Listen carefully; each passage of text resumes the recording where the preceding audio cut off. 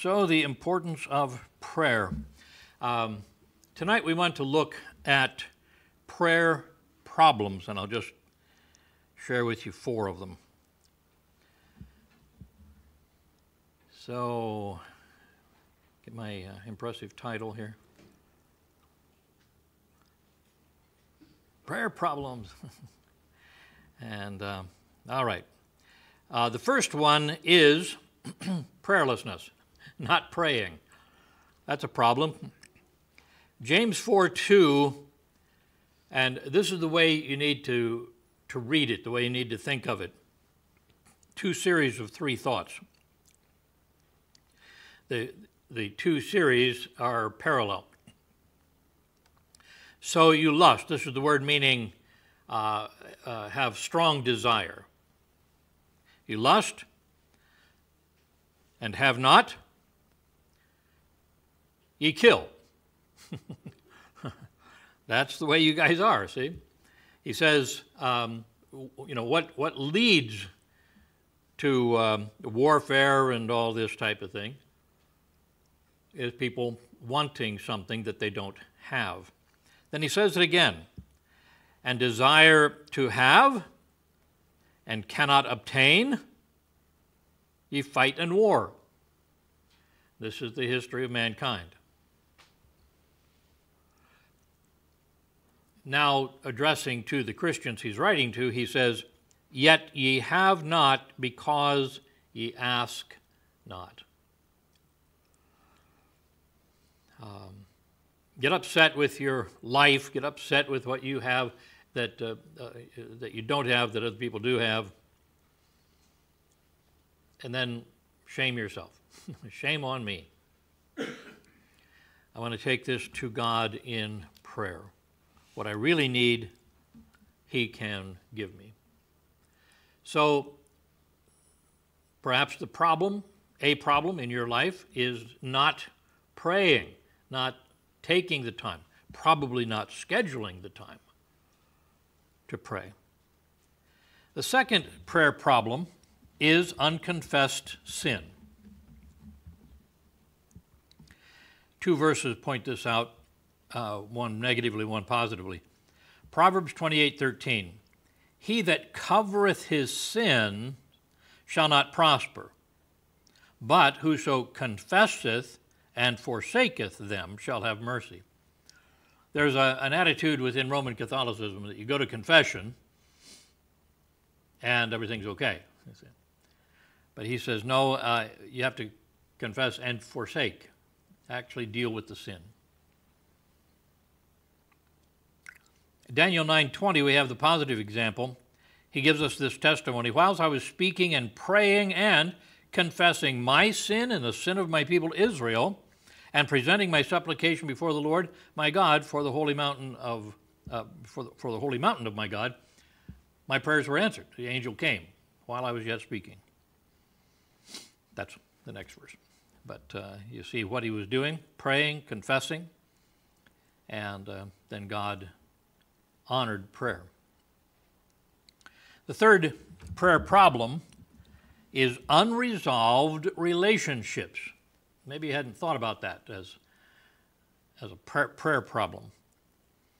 So let me share 2 relationship problems. One is an unforgiven brother. Matthew 5:23-24. Therefore, if thou bring thy gift to the altar, you're worshiping, you're coming to the altar, you're there with a gift, you're presenting this before God. Look at me. I'm a worshiper. I'm doing the good things here. And there rememberest that thy brother hath aught against thee. You haven't asked for forgiveness. He has something against you. Leave there thy gift before the altar, go thy way, first be reconciled to thy brother, then come and offer thy gift. You see the emphasis that this act of worship, this act of sacrifice, this act of giving of yourself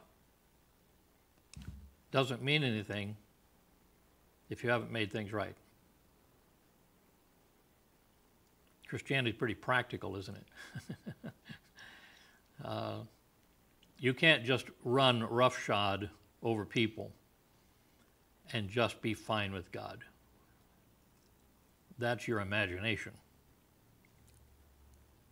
Again, Matthew 6:15, but if you forgive not men their trespasses, the idea against you, neither will your Father forgive your trespasses. So it works both ways, you see. If you know that someone has something against you and you needed to ask forgiveness, you have to go make that right before you continue your worship. Also, if you're holding something against your brother and you have not forgiven them, you say, well, he hasn't come to me. Well, that's not part of this. You see, if there's something wrong between you and a brother, it's your job to do something about it. But he hurt me.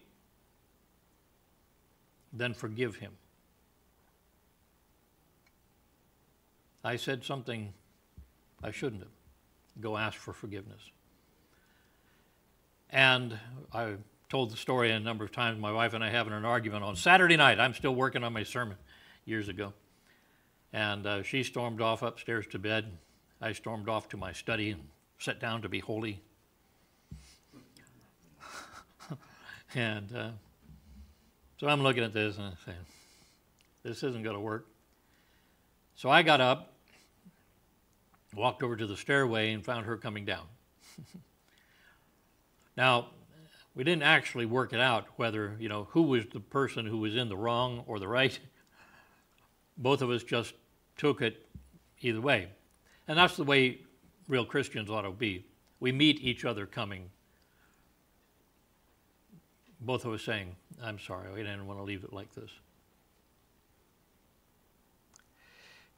Unforgiven brother. Then, and to the point of my illustration, an alienated spouse. You say, now you stop preaching, you've gone to meddling, right? Listen to 1 Peter 3:7. Likewise, ye husbands, dwell with them, your wives, according to knowledge, giving honor unto the wife as unto the weaker vessel. Weaker vessel, think of the china cup rather than the old banged up tin cup, She's something precious. Give honor, the honor of something that's precious and breakable, as being heirs together of the grace of life. I think it's talking about children. Why? That your prayers be not hindered. So read that back into it, you see. When you are on the outs with your wife, your prayers are hindered. God says that's not the characteristic of love that I'm asking. That's self-centeredness. Unresolved relationships. And then the last one is this, selfishness, which is really the essence of all sin, So there is the practice of selfishness in your life.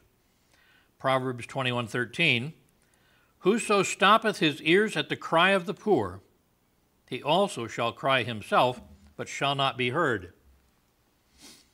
God says, I'm not going to listen. I brought to you someone who had a real need. You have the ability to take care of them, to help them, but you just, stopped your ears. So you pretended like you didn't hear that.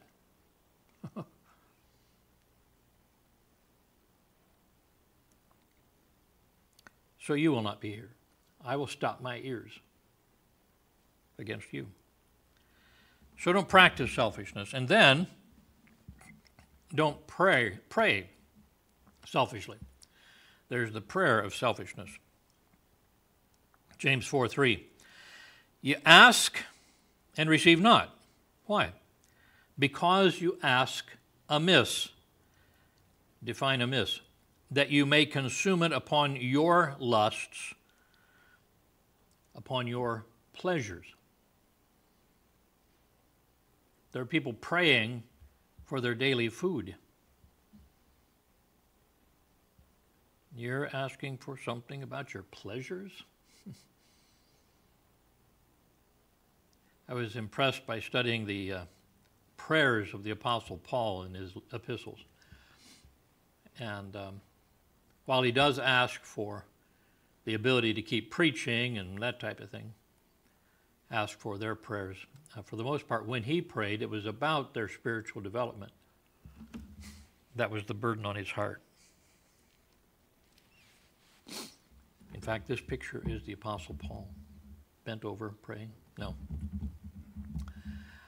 Looks like it's set up. I don't know how you would take that picture unless it was posed, but prayer problems. All right, prayerlessness, unconfessed sin, unresolved relationships, and selfishness. So let's make sure we're not dealing with those things.